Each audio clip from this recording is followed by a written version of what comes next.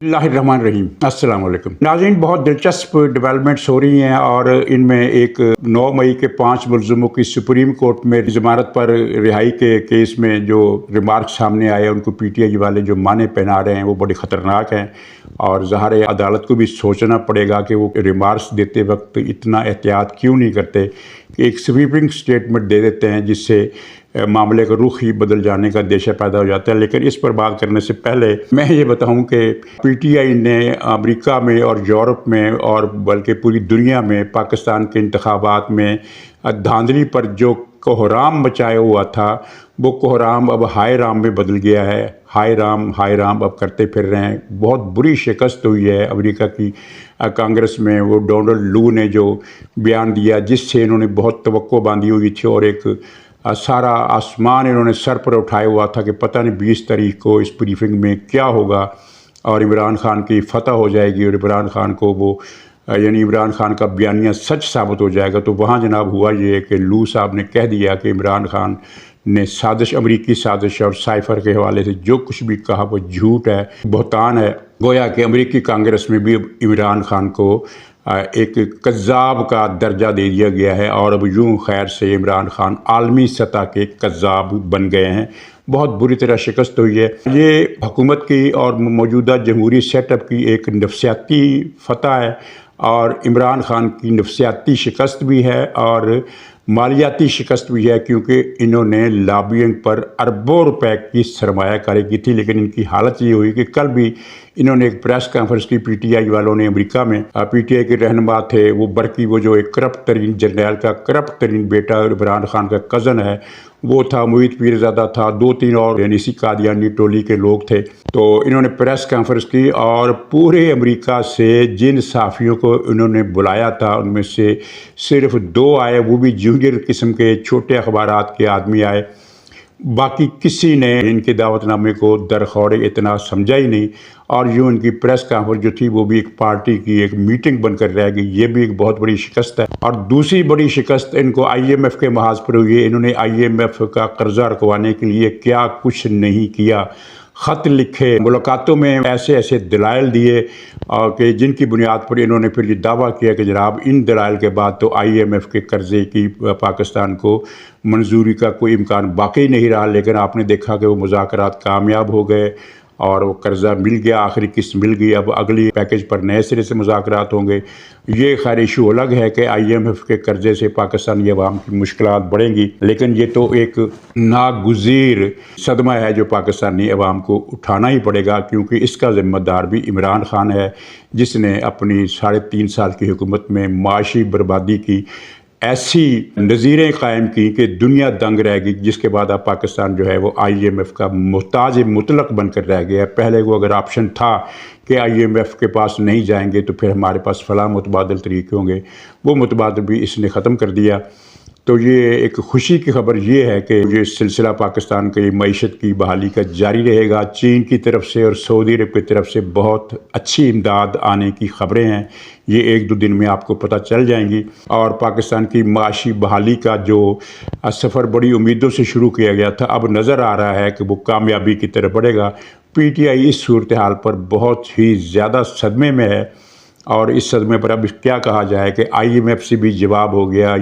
यूरोपीय यूनियन ने भी जवाब में मुंह पर थप्पड़ दे मारा, कांग्रेस से जो उम्मीदें थी वो भी ख़त्म हो गई। अमेरिका में लॉबिंग का नतीजा 0/0 निकला।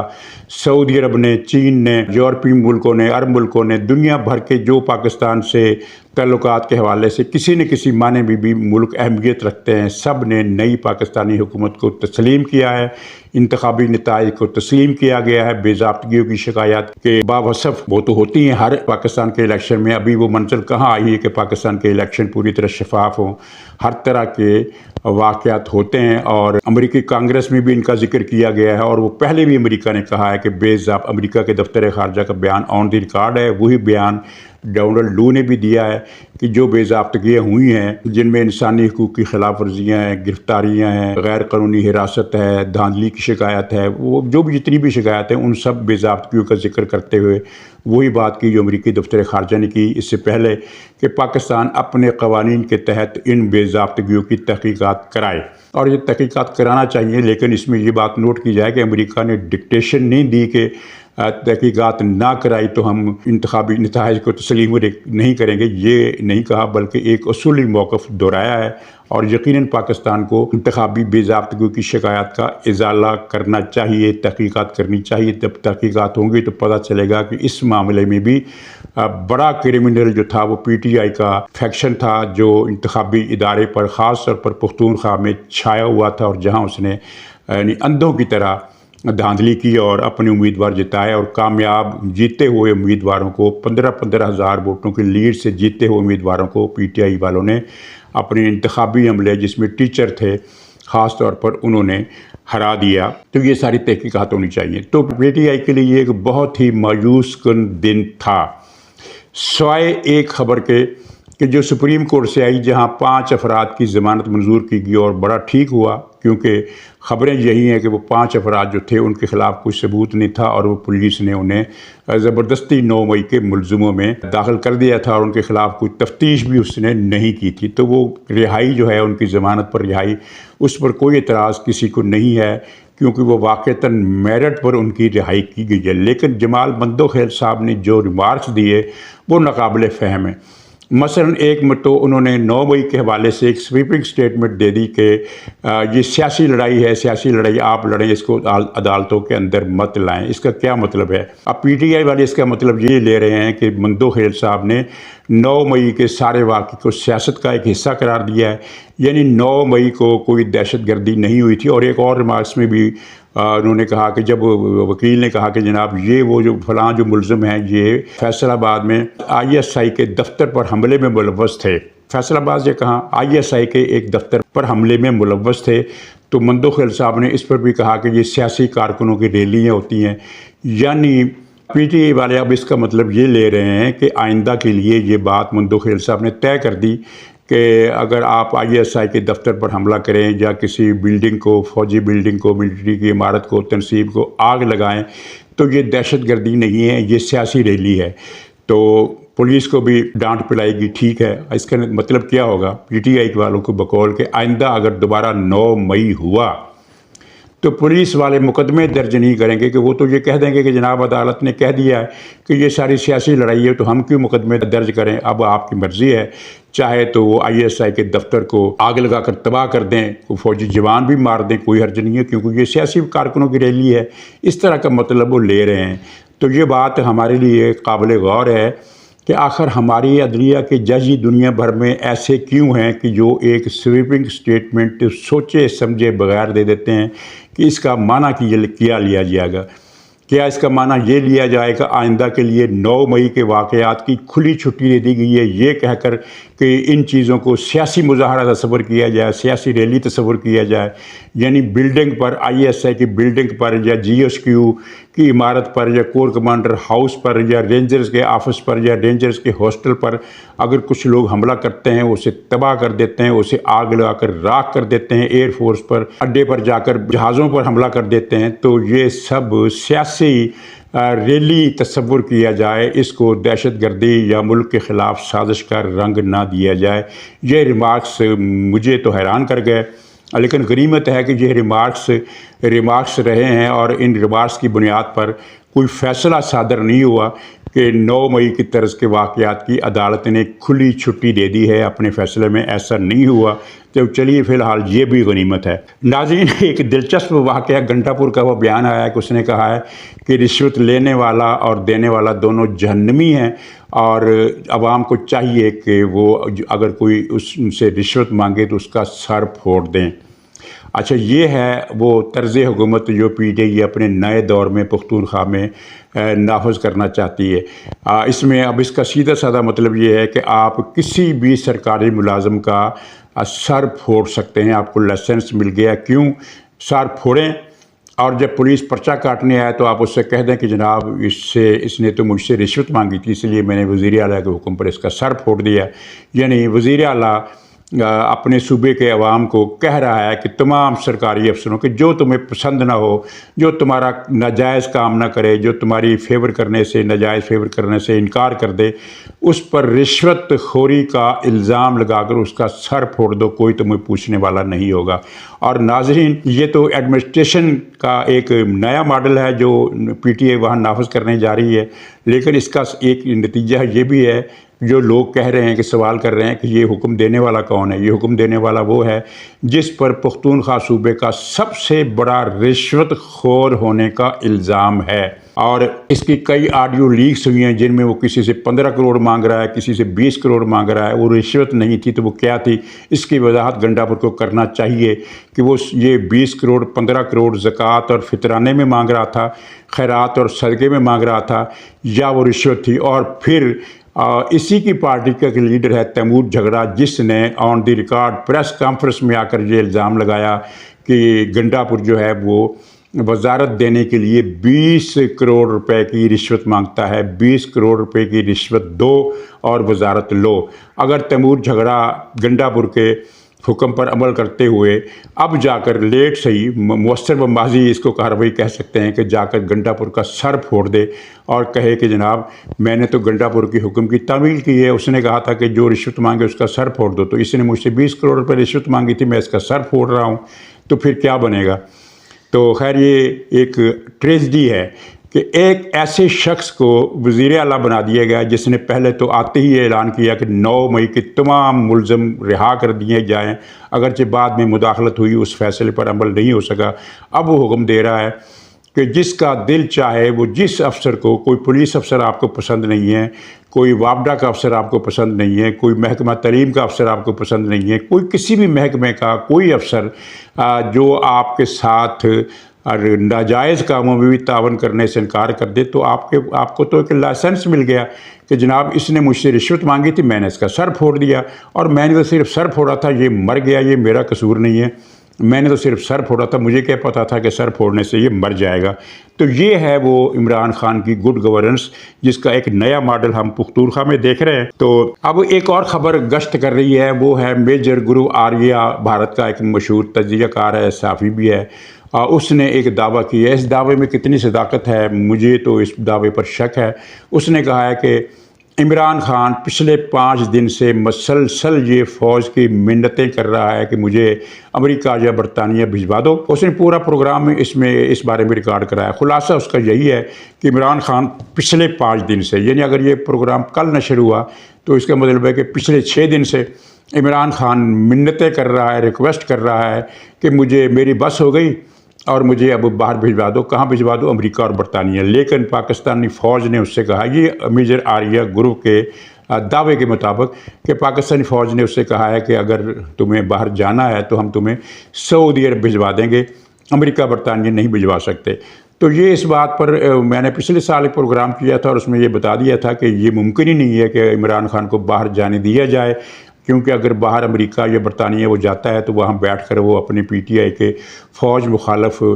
ایجنڈے کی جو کمپین ہے وہ اس کو جنگی بنیادوں پر چلائے گا، اور پاکستان کے لیے ایک نیا درد سر پیدا ہو جائے گا۔ ہر روز اس کی یوٹیوب پر ویڈیو آیا کرے گی، وہاں جلسے ہوا کریں گے، جلوس نکلا کریں گے، اور وہ گاڑیاں جن کے اوپر بڑے بڑے بینر لگے ہوتے ہیں، پاکستانی فوج کو گالیاں دی جاتی ہیں۔ ابھی پرسوں ترسوں جو امریکہ میں IMF کے دفاتر کے سامنے جو مظاہرے ہوئے ہیں، ان میں صرف پاکستانی فوج کے خلاف بات ہی نہیں کی گئی بلکہ پاکستان کو گالیاں دی گئی، پاکستان کی مذمت کی گئی، اور پاکستان کو تباہ کرنے کی باتیں بھی کی گئی، اور یہ سب پی ٹی آئی والوں نے کی۔ اور ابھی عمران خان نے کل یہ کہا کہ جناب یہ جو اکاؤنٹس جھوٹے ہیں، جو پاکستانی فوجیوں کی شہادت پر خوشی ظاہر کرتے ہیں، یہ جھوٹے ہیں، ہمارے اکاؤنٹ نہیں ہے۔ بھائی کیوں نہیں ہے؟ تم ان اکاؤنٹس کی ری ٹویٹ پوری ان کی ٹائم لائن جا کر دیکھ لو، سارے کے سارے پی ٹی آئی کے لوگوں نے اس کو فالو کیا ہے، لائک کیا اور ری ٹویٹ کیا ہے۔ بلکہ میں آپ کو ایک اور بات بتاتا ہوں، آپ چھوٹا سا کام کریں۔ بھارت سے ویڈیو آتی رہتی ہیں کہ وہاں کسی عورت کو پکڑ کر ڈنڈوں سے مارا جا رہا ہے، کسی مسلمان کو سڑک پر لٹایا ہوا ہے اور اس کو پتھر سے سر کچلا جا رہا ہے، یا کسی بچے کے سر پر پاؤں رکھ کر اسے ہلاک کیا جا رہا ہے۔ اس طرح کے بھارت میں بہت سارے واقعات ہوتے ہیں،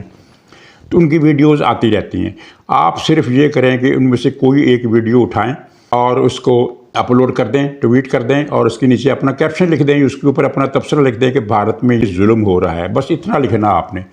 اس کے بعد پھر آپ 1 گھنٹے کے بعد اس پر کومنٹس اور ٹویٹس دیکھیے گا۔ پی ٹی آئی کے لوگ آپ کی ماں، بہن، دادی، نانی، پھوپھی، چاچی، آپ کے پورے خاندان کی ہر عورت کا ذکر کریں گے گندی گالیوں کے ساتھ، نہایت ہی بیہودہ، ناقابل تصور اور ناقابل سماعت، ناقابل مطالعہ قسم کے کمنٹس کریں گے، گالیاں، غلاظت، صرف حالانکہ آپ نے تو بھارت پر تنقید کی ہے، پی ٹی آئی کا تو کوئی ذکر ہی نہیں ہے، لیکن وہ بھارت کی صفائی میں پی ٹی آئی والے اتنے ذہنی توازن کھو دیتے ہیں کہ بھارت کے خلاف ٹویٹ کرنے کی تمہیں جرت کیسی ہوئی جبکہ پاکستان میں اس سے زیادہ ظلم ہو رہا ہے۔ یہ تو آن دی ریکارڈ ہے کہ پی ٹی آئی کے رہنماؤں نے کہا، بار بار کہا کہ فلسطین میں جتنا ظلم ہو رہا ہے اس سے زیادہ تو پاکستان میں ہو رہا ہے۔ فلسطین میں جہاں 34,000 انسان شہید کیے گئے ہیں اور جہاں 16,000 بچے ہیں اور جہاں 40,000 بچے یتیم ہوئے ہیں اور زخمی ہوئے ہیں، تو فلسطین سے زیادہ ظلم پاکستان پر ہو رہا ہے۔ تو آپ کوئی بھی شخص بھارت کی ویڈیو لے کر کسی بھی، یعنی پولیس چاہے وہ ظلم کر رہی ہے، چاہے بی جے پی والے ظلم کر رہے ہیں، مسجد کو شہید کر رہے ہیں، مسلمان علماء کی داڑیاں نوچ رہے ہیں، کوئی بھی ویڈیو لے کر، بلکہ مسلمان کو بھی چھوڑے، وہ جو شودر دلت والا ایشو ہوتا ہے وہ لے لے کہ کسی شودر عورت کو پکڑ کر درخت سے باندھ کر زندہ جلایا جا رہا ہے، اس کی ویڈیو آپ ٹویٹ کریں یا اپنے کومنٹس کے ساتھ کہ بھارت میں کیا ہو رہا ہے، اور اس کے بعد اپنی ماں بہن کے لیے ایسی مغلظات آپ کو سننا ہوں گی کہ آپ کی روح کانپ جائے گی، لیکن نہیں کانپے گی، اس لیے کہ پتہ چل گیا ہے کہ پی ٹی آئی والوں کے پاس گالیاں دینے کے سوا کچھ نہیں ہے۔ لیکن سوال یہ ہے کہ بھارت کے خلاف اگر آپ کوئی کومنٹس کرتے ہیں، کوئی ٹویٹ کرتے ہیں، کوئی ویڈیو اپلوڈ کرتے ہیں، تو پی ٹی آئی والوں کی دمچی میں اتنی زیادہ آگ کیوں بھڑک اٹھتی ہے کہ وہ ہوش و حواس سے کھو بیٹھتے ہیں؟ تو یہ سب کچھ پی ٹی آئی کروا رہی ہے، اور ان کی وارداتیں تو میں نے تو بہت مرتبہ 2-3 مرتبہ میں نے پروگرام بھی کیے کہ پی ٹی آئی نے کئی لاکھ افغان باشندے غیر قانونی طور پر پاکستان میں منگوائے اور ان کو پیسہ دیا اور ان کو پاکستانی شہریت دی اور ان کو پاکستان کا ووٹر بنایا۔ تو اب پتہ چلا کہ انہوں نے فوج میں بھی افسر بھرتی کروائے۔ پی ٹی آئی کے دور میں فوج کے اندر نادرہ کی ملی بھگت سے افغان شہری افسر کے عہدے پر جا پہنچے۔ تو یہ ایک بہت بڑا پلان تھا کہ پاکستانی فوج کو اس کے اندر افسر گھسا کر ان افسروں کے ذریعے پاکستانی فوج کو تباہ کرو، یہ تھا عمران خان کا پروگرام۔ اور وہ جو سارا کچھ یہ فلاپ ہوا ہے تو اس کا صدمہ اب پی ٹی آئی کو بھی ہے اور پی ٹی آئی کے سہولت کاروں کو بھی ہے، اور خاص طور پر ہر سطح کی عدالت میں بیٹھے ہوئے عمران خان کے حامی اور ان کے پالے ہوئے ججوں کو بھی ہے، جو آئے روز دہشت گردی کے ملزموں کو رہا کر رہے ہیں اور ایسے ریمارکس دیتے ہیں کہ آدمی کی عقل گم ہو جائے کہ بھئی یہ ریمارکس دینے کا کیا موقع ہے۔ مثلاً یعنی ایک جج صاحب کے یہ ریمارکس ہے کہ آپ نے پی ٹی آئی کے ورکر تو پکڑ لیتے ہیں، جو بم دھماکوں کے ملزم ہیں وہ تو آپ سے پکڑے نہیں جاتے۔ بھئی کب نہیں پکڑے جاتے؟ بم دھماکوں کے کتنے ملزم پولیس یا فوج سے مقابلوں میں مارے گئے، ان پر چھاپے پڑے، گرفتار ہوئے۔ ہاں، اگر گرفتاری کے بعد آپ ہی لوگ ان کو رہا کر دیتے ہیں تو پھر وہاں حکومت کیا کرے؟ یعنی مجھے سمجھ میں نہیں آتی کہ یہ کیسا عدالتی نظام ہے جس کی ساری ہمدردیاں دہشت گردوں کے ساتھ ہے اور جس کی ساری نفرت ریاست پاکستان سے ہے۔ یہ عدلیہ کا ہمارا حال ہے۔ تو لیکن مجھے اس پر کوئی خاص مایوسی نہیں، ظاہر ہے کہ یہ 22 سال سے ایک سازش چل رہی ہے جس میں ہمارے پے در پے آرمی چیف شامل رہے ہیں۔ مشرف کے بعد وہ راحیل شریف، باجوہ، وہ فیض، وہ پاشا، وہ ظہیر الاسلام اور پتہ نہیں کون کون سے، ایک اتنی منظم سازش ہے جس کی سرغنے پاکستانی فوج کے سربراہ رہے ہوں اور پاکستانی فوج کے سربراہ ہوتے ہوئے پاکستان کو تباہ کرنے کے منصوبے بنا رہے ہوں اور 22 سال تک یہ چلتا رہا ہو۔ تو اب جب ان کو جڑ سے اکھیڑنے کا موقع آ گیا ہے تو ظاہر ہے جڑ اکھڑتے اکھڑے گی، اتنی جلدی تو ناظرین نہیں اکھڑے گی۔ ایک اور خبر میرے پاس ہے کہ یہ جو گنڈا پور نے اس کے خلاف جو کیس دائر ہوا، اس کے وارنٹ گرفتاری بلا ضمانت جاری کیے گئے، تو یہ کہا جاتا ہے کہ یہ اس کی اپنی درخواست تھی کہ میرے اس طرح کے وارنٹ گرفتاری جاری کرواؤ۔ اس کی وجہ یہ تھی کہ عمران خان اس کے بارے میں مشکوک ہو گیا اور گنڈا پور کو پوری رپورٹیں تھی کہ میری چھٹی کرا سکتا ہے، اور ظاہر ہے وہ چھٹی کرا سکتا ہے، اگرچہ چھٹی کرانے میں کچھ پرابلم ہوں گے کیونکہ وہاں پھر گروپ بندی کھل کر سامنے آئے گی اور پارٹی کی بدنامی بھی ہوگی کہ عمران خان نے جس شخص کو ہیرا بنا کر وزیر اعلیٰ بنایا تھا وہ تو ایسا نکلا۔ تو اس کے باوجود ان کا کوئی ایشو نہیں ہے، وہ تو یو ٹرن لینے میں کوئی ہچکچاتے نہیں ہیں۔ وہ گنڈا پور کو جب نکالیں گے تو پارٹی کے حامی کہیں گے کہ بہت اچھا کیا۔ تو گنڈا پور کو ان ساری باتوں کا یہ پتہ تھا کہ اب میرے خلاف پی ٹی آئی کے اندر سے کسی وقت، آج نہیں تو کل کارروائی ہو سکتی ہے، عمران خان مجھے چھوڑے گا نہیں، عمران خان کو کسی پر شک ہو جائے تو وہ اسے چھوڑتا نہیں ہے، یہ ان کو پتہ تھا۔ تو پھر اس نے یہ وہاں متعلقہ حلقوں سے کہہ کر کہ جناب کوئی ایسا کام کرو کہ مجھے کوئی نقصان بھی نہ پہنچے لیکن میری فیس سے بھی ہو جائے۔ چنانچہ اس کی سفارش پر، پھر ان کی سفارش پر یہ کہا جاتا ہے، یہ کہانی ہے، یہ خبر ہے جو بھی ہے، کہ اس کے کہنے پر، اس کی فرمائش پر وارنٹ گرفتاری جاری کیے گئے۔ ظاہر ہے ان پر عمل تو ہونا نہیں ہے، لیکن اس خبر سے ایک مرتبہ تو شور بچ گیا نا کہ گنڈا پور جو ہے وہ یعنی اداروں کو پسند نہیں ہے، ادارے اس کو نہیں چھوڑنا چاہتے، اس کا مطلب ہے کہ وہ عمران خان کا وفادار ہے۔ تو یہ اگر مقصد تھا تو عمران خان نے گنڈا پور نے یہ مقصد حاصل کر لیا ہے۔ اب اس میں کتنا وزن ہے، ہو سکتا ہے وزن ہو سکتا ہے نہ ہو، لیکن یہ ایک واقعے کے ایک پہلو ضرور ہو سکتا ہے۔ تو پروگرام لمبا ہو گیا، اب انشاءاللہ اگلے پروگرام میں ملاقات ہوگی۔ آخر میں گوادر کا جو سانحہ ہے، میں اس کو سانحہ ہی کہوں گا کہ ایک مرتبہ پھر اتنا بڑا حملہ ہوا ہے جس میں کچھ جوان شہید ہوئے ہیں۔ ٹھیک ہے، اچھی بات ہے، وہ حملہ آور سارے کے سارے جتنے بھی تھے دہشت گرد 8 یا 9 سارے کے سارے مار دیے گئے ہیں، لیکن پریشانی والی بات یہ ہے کہ یہ اب حملے ایک تواتر کے ساتھ ہونے لگے، یعنی وقفہ نہیں جاتا، کوئی دن ایسا نہیں جاتا جس دن دہشت گرد، چاہے وہ TTP کے ہوں، چاہے وہ بلوچستان میں بھارتی راہ کے BL جو بھی ہے، جہاں بھارت ملوث ہے وہاں افغانستان ملوث ہے، تو ان حملوں میں کوئی ناغہ نہیں آ رہا۔ یہ صورتحال تشویشناک ہے، اس پر دعا کے ساتھ ہی میں اجازت چاہتا ہوں۔ انشاءاللہ اگلے پروگرام میں پھر ملاقات ہوگی، تب تک کے لیے خدا حافظ۔